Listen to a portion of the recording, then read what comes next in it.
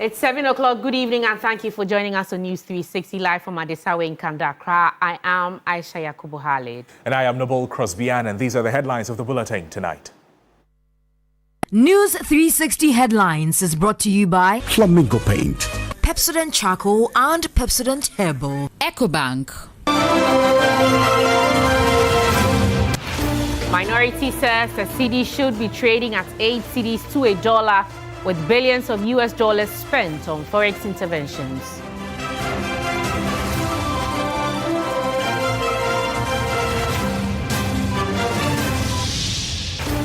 Interior Ministry postpones recruitment into Ghana Police, prisons, fire and immigration services from Saturday, November 15 to Monday, November 17 following the Elwak Stadium stampede. Also this evening, President Mahama announces private investor plans to establish ferry service in Tema to connect Ghana with other West African countries as he commissions phases 1 and 2 of the Tema Port Expansion Project. Later in business news tonight, Ghana Statistical Service reveals drop in building inflation to 9.7% in September, marking 5th straight decline.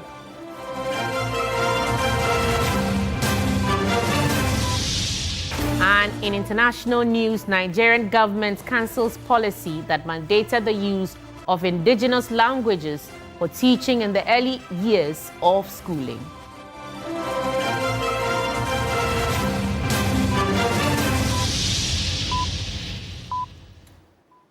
Welcome to the program. We're live also on all our social media platforms at TV3 Ghana around the world. We're streaming on 3news.com. Let's get into the details of the stories. The government has extended the age limits for regular recruiting to the Ghana Police Service, Immigration Service, Ghana Prison Service, and Ghana National Fire Service to 30 years. Addressing the media, the Minister for the Interior, Mohammed Muntaka Mubarak, announced that the age limit for artisans has also been increased to 35 years.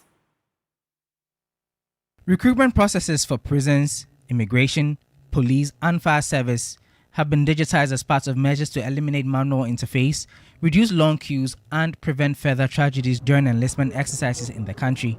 Addressing concerns about a repeat of the mishap during the screening exercise of potential military recruits at Elwak, the Interior Minister indicated that the screening of the security services will not be done simultaneously. To avoid overcrowding and unforeseen situations, the screening exercise will be done in tennis. The police service will complete its screening before another agency starts its screening, ensuring no congestion. So this is what we are going to do. So let's say the portal is going to open from 17th November to 15th December 2025. After the portal is closed, we will set a date for screening. We will not want a situation where fire service is doing it at the same time with Ghana Immigration Service and police, so that the chaos. Mohammed Muntaka Mubarak further noted that the age limits of recruits have been increased. For graduates and professionals and even ordinary recruits, we've moved the age to 30. And for craftsmen, for the first time, probably for a very long period of time, for the first time in many, many years. Now we are focusing on craftsmen, where we are looking for electricians, we are looking for painters, we are looking for carpenters, we are looking for fitters, and what have you. And the qualification there, BEC, MVTI, City and Girls, and the others. So broaden the base, and the age is 35. The Minister for the Interior also debunked assertions that recruitment into the internal security agencies has already been finalized. The recruitment process will be free and fair. The system will select qualified candidates based on merit. It is not true that selection has already begun, as some have claimed. I can tell you on my honor, and I can assure you that under the watch of His Excellency John Dramani Mahama, this will not happen. Nothing has started. Nobody in this service today will call you, anybody call to tell you that there's some other route that can be used to get to this recruitment. The recruitment exercise, which had been initially scheduled to start on November 15, the minister added, has been postponed to Monday, November 17, for applicants to access the online portal. Lodi Dwasari, TV3 News, Accra. And now to some consolation for the families of the Elwak Stampede victims. Families of those who lost their lives in the Wednesday military recruitment stampede have been asked to present a family representative to replace their deceased relatives in the recruitment process. Speaking at the residence of one of the victims in the Central Region, the Deputy Defense Minister Ernest Brujah stated that the President has directed that an opportunity be given to a family member of each deceased person to take their place.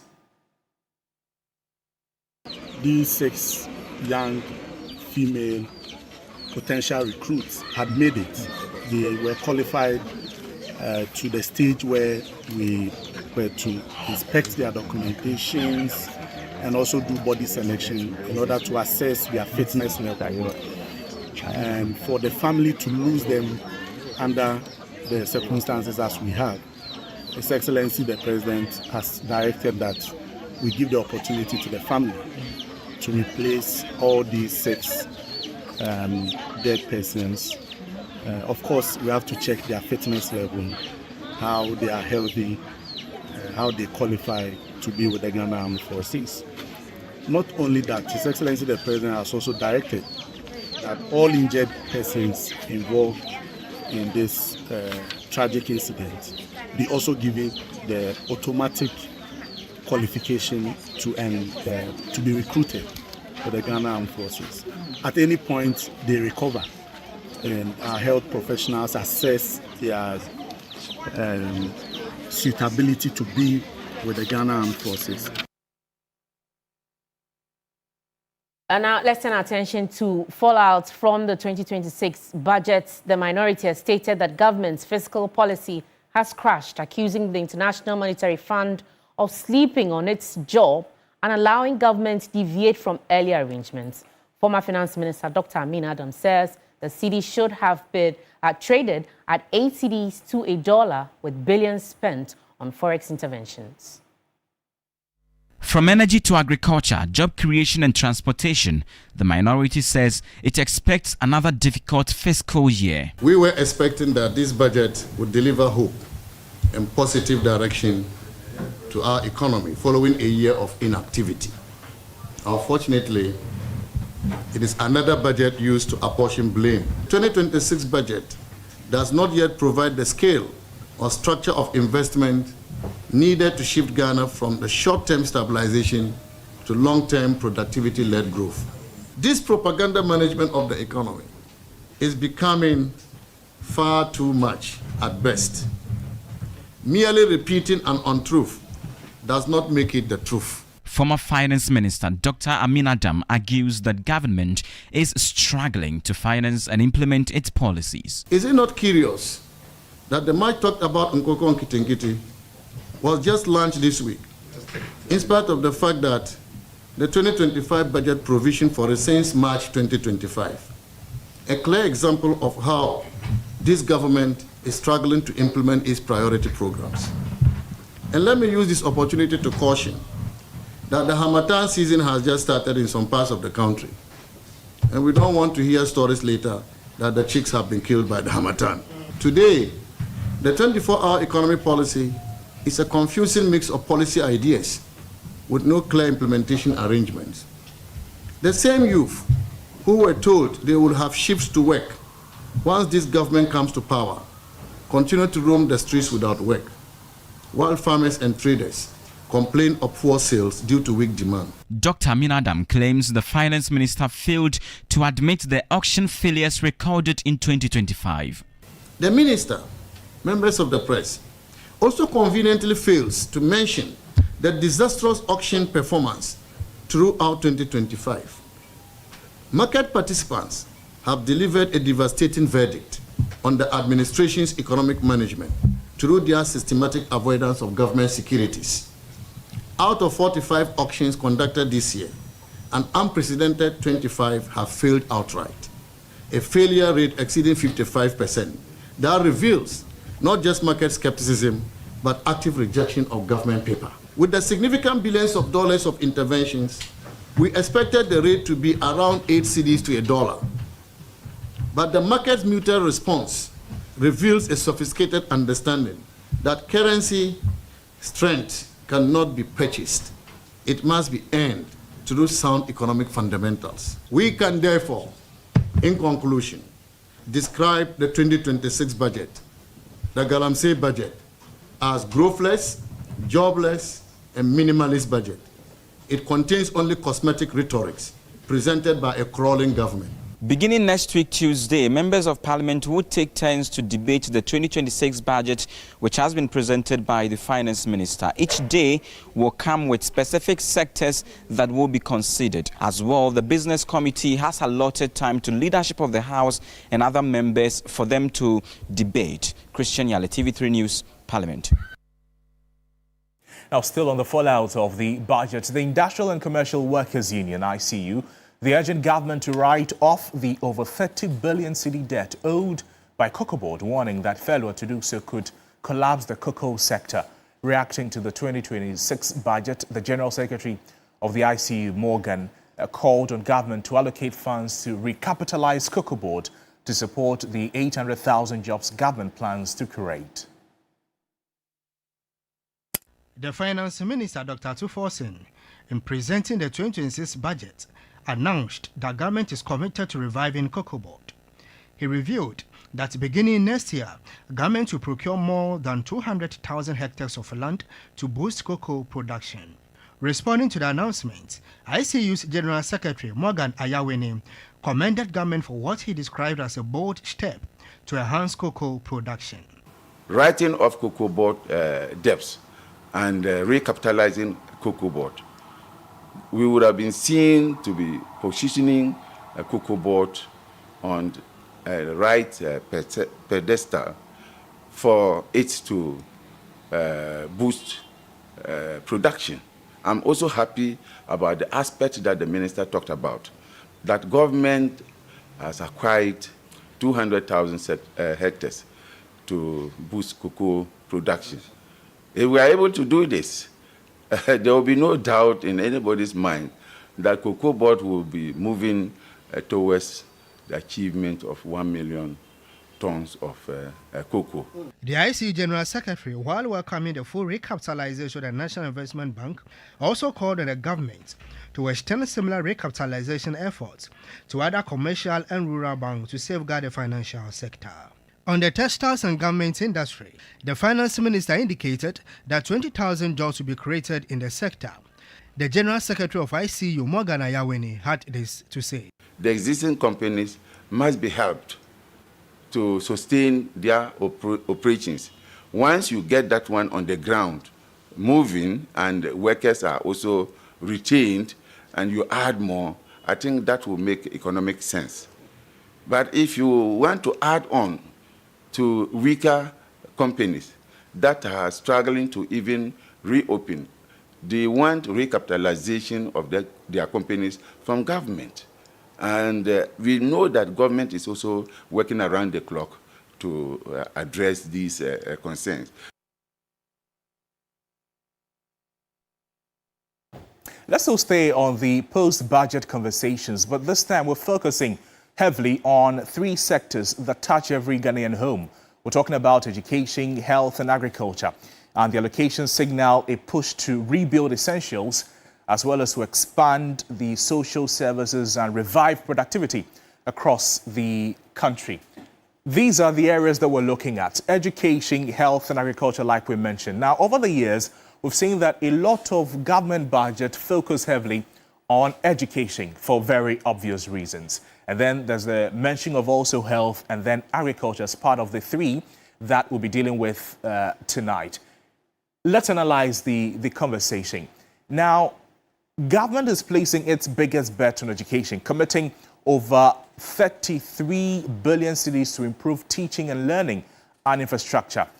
We know that agriculture is following with 11.4 billion to boost food security and then jobs.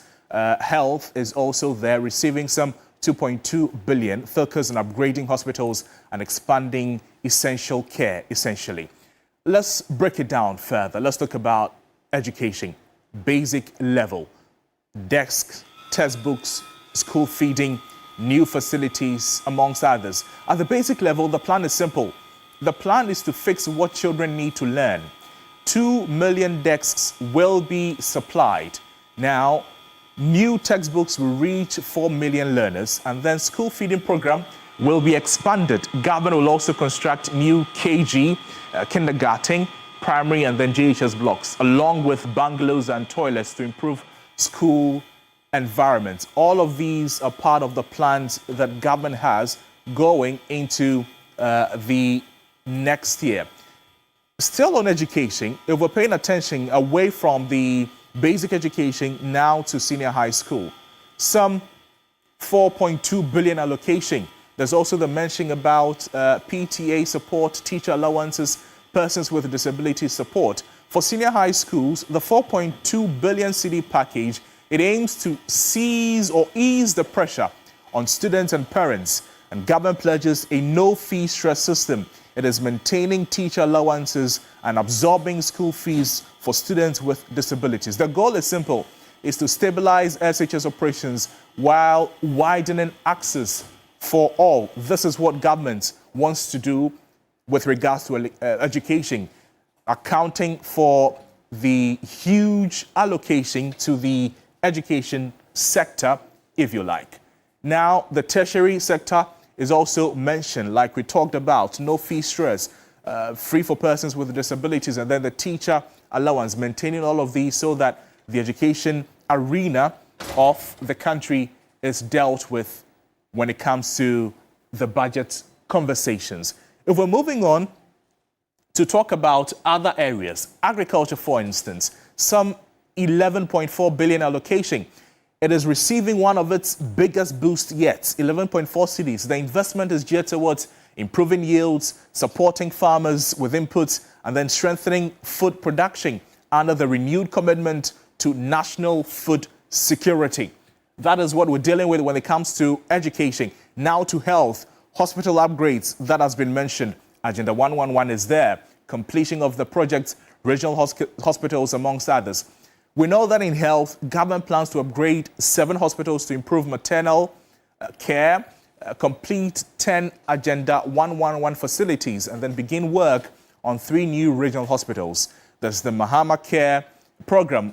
It will be introduced or has been introduced and dedicated to financing for or managing non-communicable diseases. Already we've seen the team visit a few health facilities and then to engage with the hospitals and find out how they can help to access first-hand information to inform their policy action. So these are the things that we're looking at across all the sectors. The 2026 budget, it tries to reset the foundation, investing in schools, expanding farm productivity, and then strengthening hospitals. The hope is that these commitments will translate into real improvements and will not only remain on paper. They will translate into real improvements in classrooms, in communities and households across the country. This is only 3 of the sectors. There's a lot more, and in a subsequent bulletins we'll be explaining or breaking them down all for you. Let's do some other stories tonight, Aisha.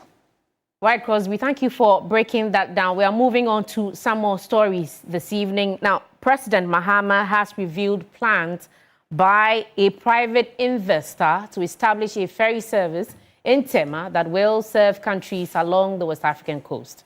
Speaking at the commissioning of phases 1 and 2 of the Tema Port expansion project, he said the ferries are expected to transport vehicles, passengers, and goods between Ghana and other West African states. He says his government will provide full support to ensure its success.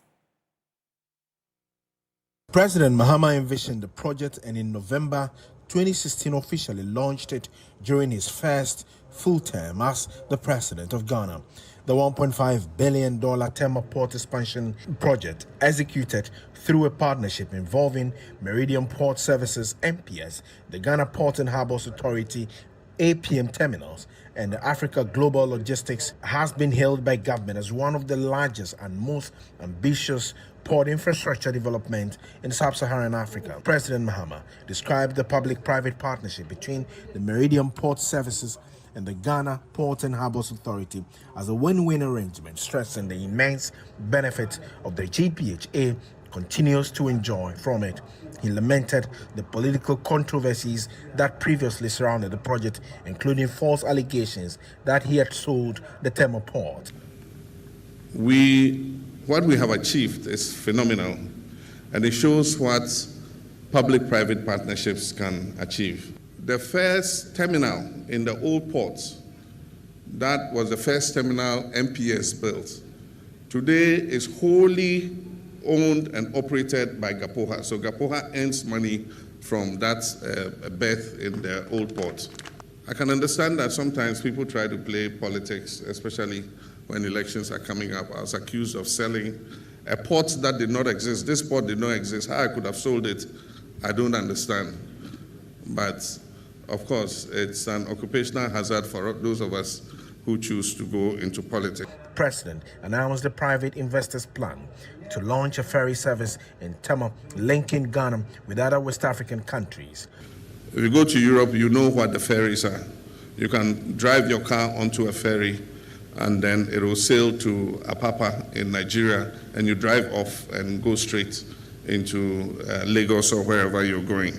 It can take trucks carrying cargo, it can take passengers, and so if we have that service, it would help supplement sending cargo always by road. You can go by ferry with your goods to Nigeria and avoid all the checkpoints where you have to pay small VAT to all kinds of officers.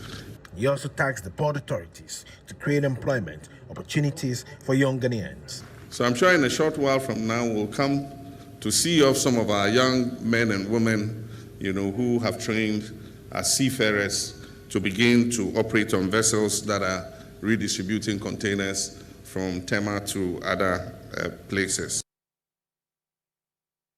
And now, telecommunications giant MTN Ghana has marked its Sustainability Week with a major cleanup exercise at the beach.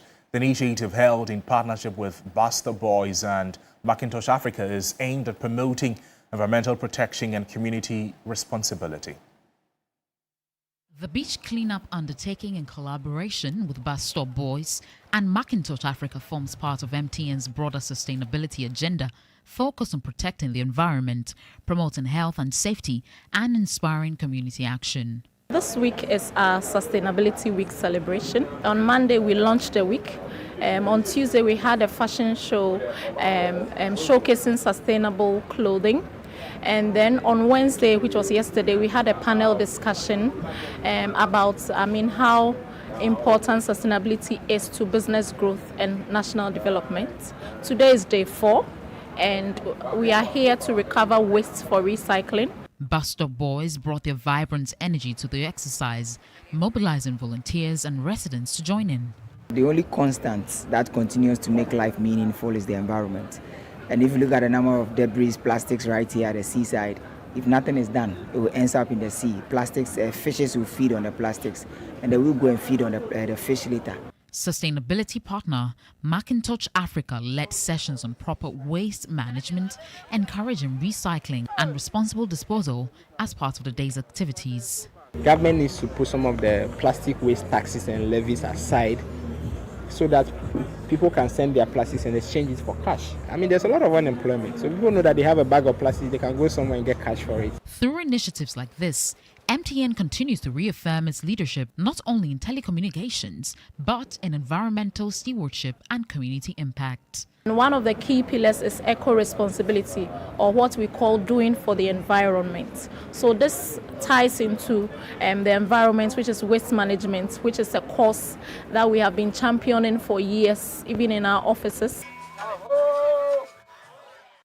Also, the Junction Mall Educational Support Initiative has reaffirmed its commitment to education by providing school materials to 100 students at Nungua. The organization believes the support will help create equal learning opportunities.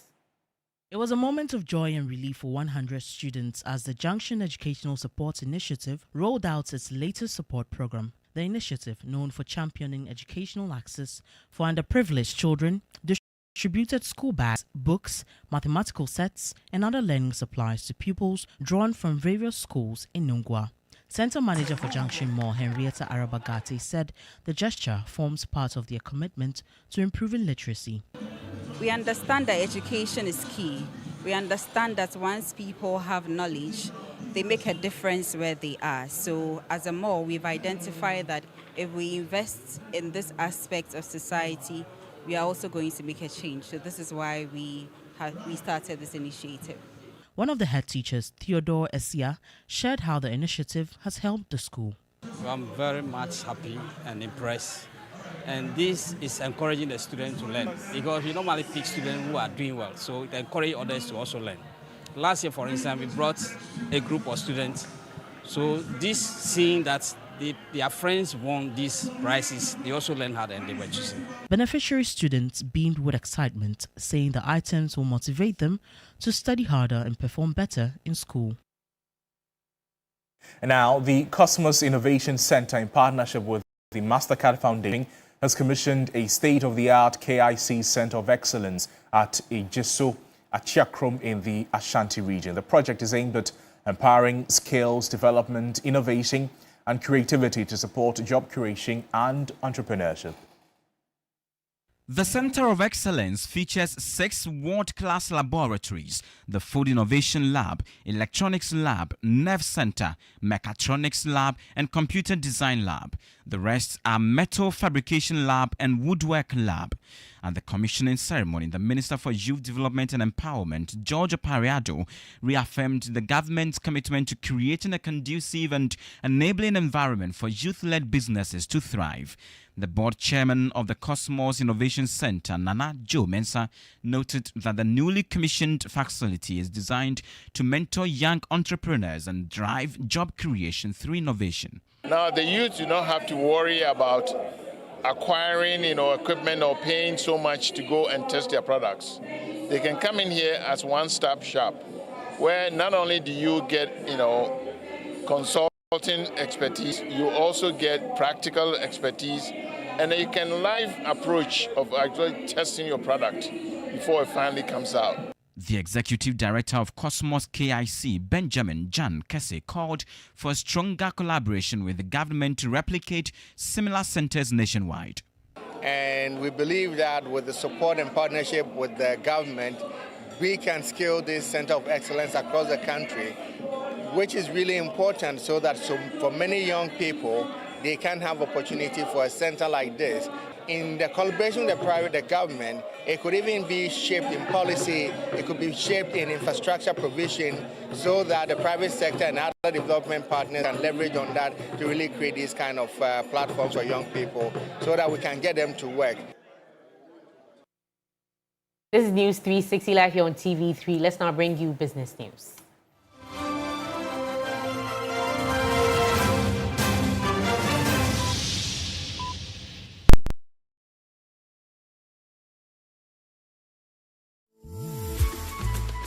I love President Charcoal.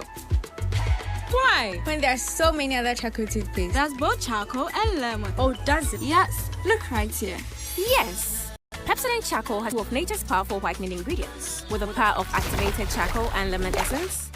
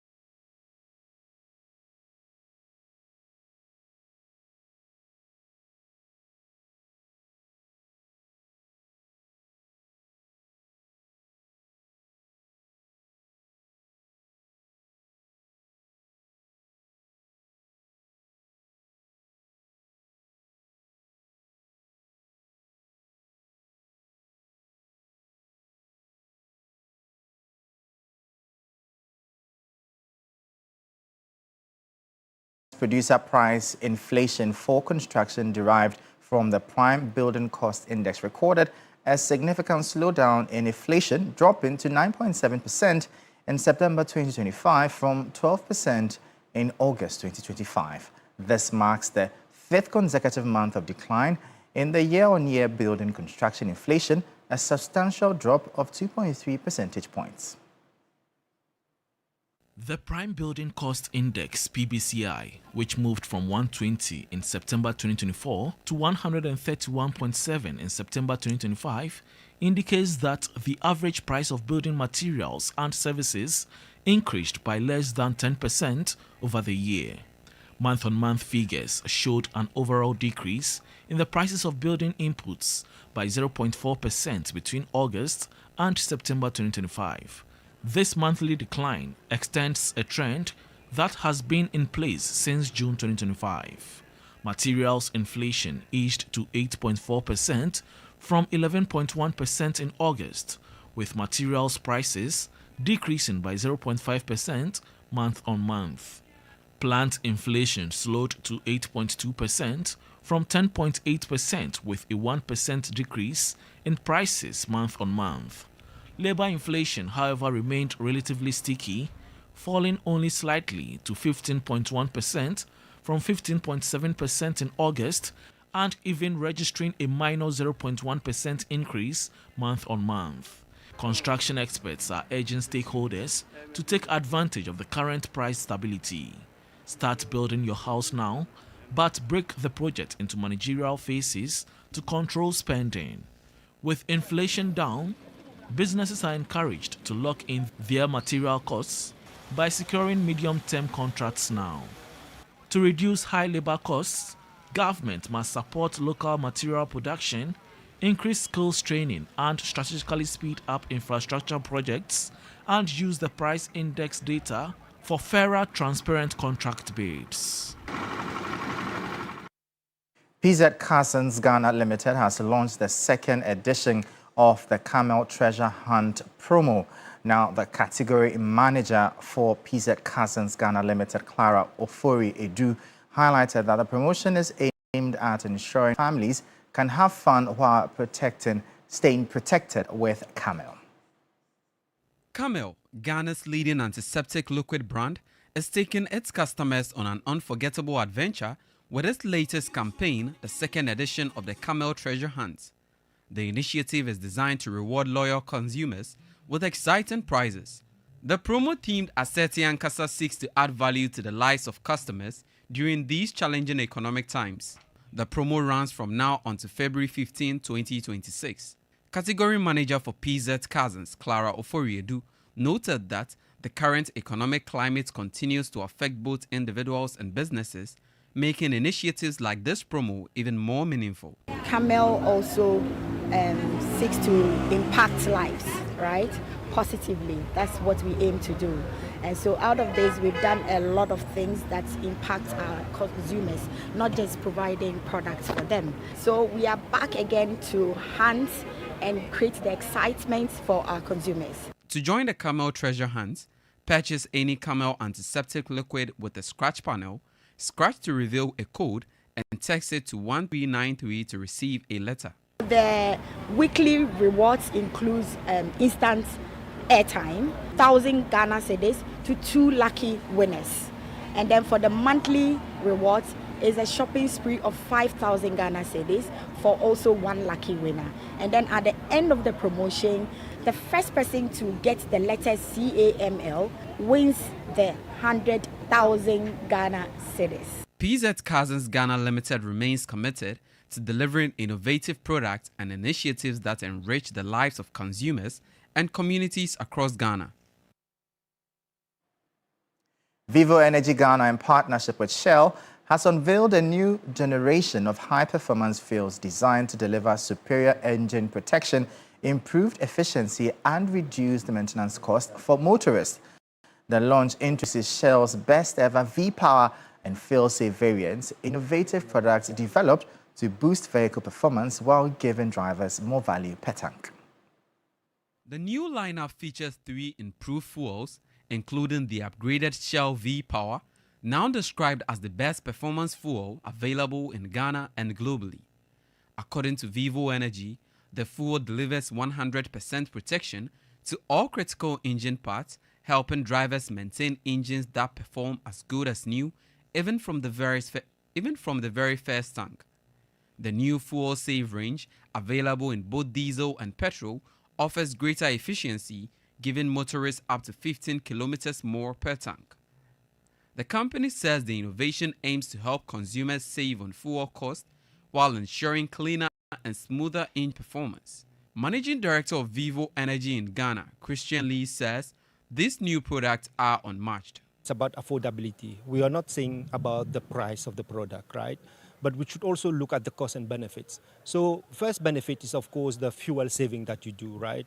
And again, getting a new engine like new by using a fuel, I think it's quite amazing. Then there's other cost benefits. The cost of maintenance is cheaper because you don't need to maintain, because it cleans every critical part. And then there's also the downtime time, because sometimes when we speak about the fleet customers, it costs them to remove the trucks on the road because the trucks needs to be on the road. But to remove them, stay in the workshop to be repaired, the time that it is, sometimes we don't even have spare parts. So it's all this that when you look at the value, it's much more outweigh the cost of the product. The company insists the value and long-term benefits of using quality fuel far outweigh the initial cost, urging motorists to prioritize both affordability and performance.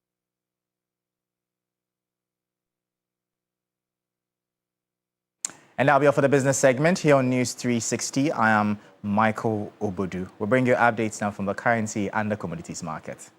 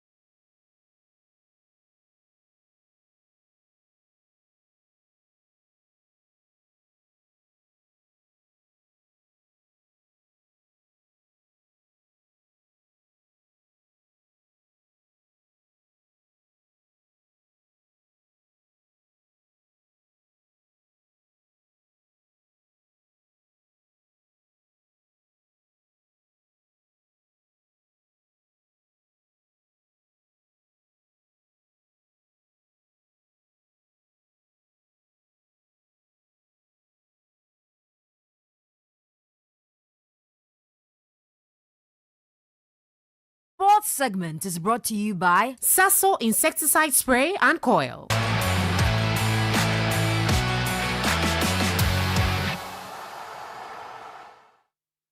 Hello, good evening and welcome to the sports segment here on News 360. My name is Bill Ishen. Now, Japan opened their 2025 Kirin Cup campaign with a confident 2-0 victory over Ghana, handing the newly assembled Black Stars a difficult start to the tournament.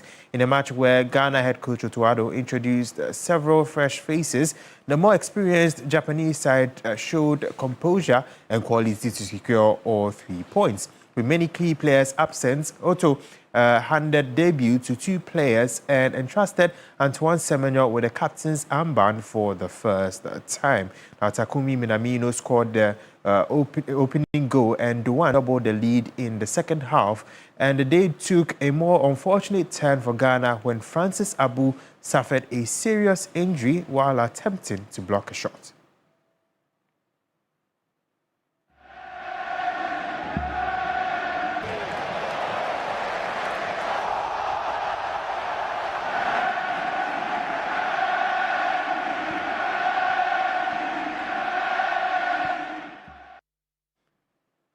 Speaking on Francis Abu and their unfortunate injury, the Ghana Football Association has provided an update on him, and this is what they have stated. They said the Ghana Football Association wishes to inform the public that Francis Abu is in a stable condition following his injury in the Kirin Challenge Cup against Japan on Friday. The Black Stars medical team led by Dr. Prince Pambo, the Toulouse FC team doctor, and doctors at the Toyota Memorial Hospital have held comprehensive meetings and agreed on the appropriate management plan for the player. And the Ghana Football Association wishes to thank all Ghanaians for their support, showing solidarity during the unfortunate incident, and the association would update the public on the next steps of the player's surgery and recovery plan in the coming hours.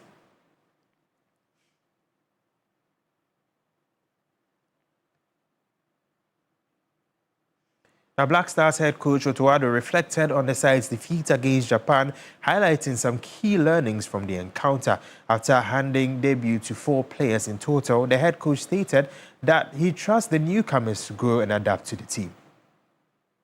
We need to hold the ball better up front, surely, and then also be better on second balls, and especially when we have to play long. There we need to increase the intensity. So there were a lot of things, but also to get better positions in the pressing, to outplay the pressing. So there's a lot of things we saw today where we have to work on. And I know that the guys are young and they can learn. And we also, before that game, we had a lot of injuries. So there was a lot of new setup in our match and in our team. They rarely played together before, so we have I think some few more matches before the World Cup, and we want to use this to learn from our mistakes first of all, but also to unite more as a team and to be up front also much more dangerous. That's it for the sports segment here on News 360. My name is Bill Ishen, and there's more on the bulletin after the break.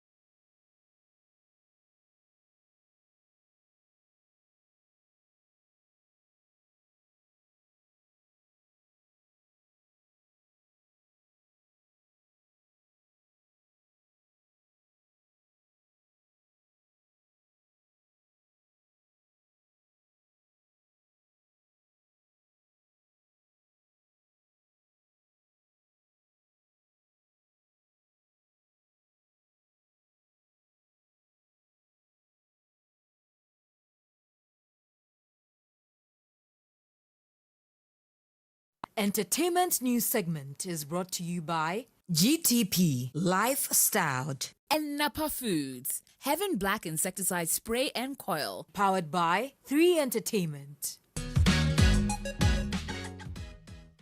Well, good evening and welcome to the entertainment news segment here on News 360. My name is Noella Donko.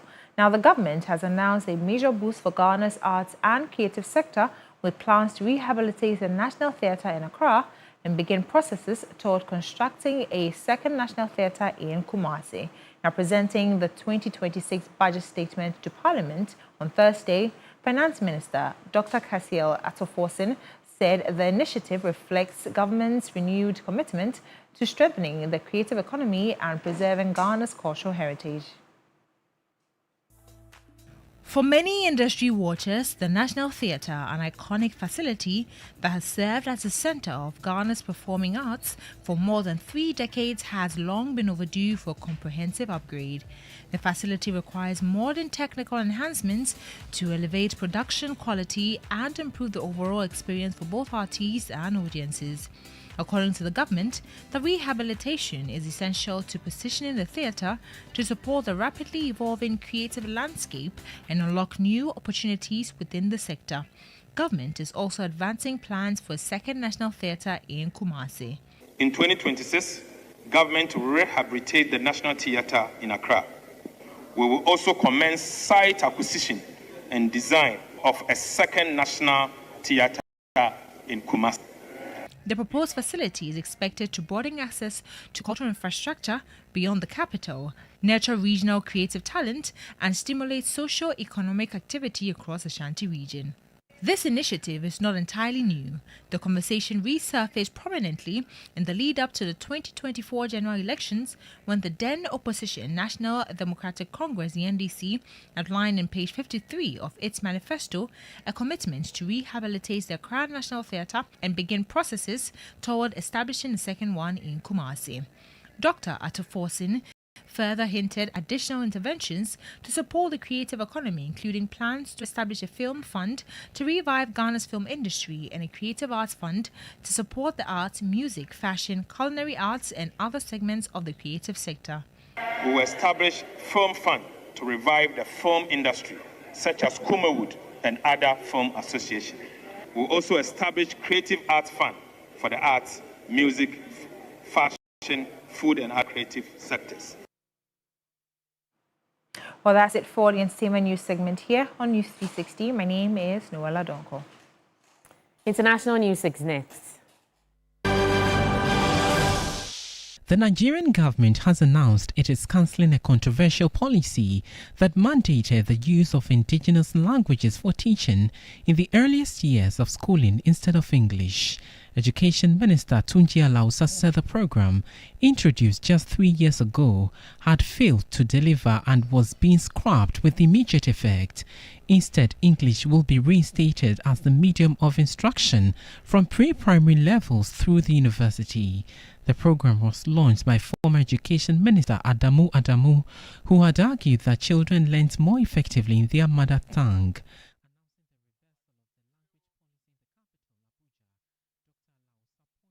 That's it for the news here on News 360. But there's always more news on our website, 3news.com. I am Noble Crosby Annan. And I am Aisha Yakubu Khalid. Showbiz 360 is up next. Enjoy. Bye-bye.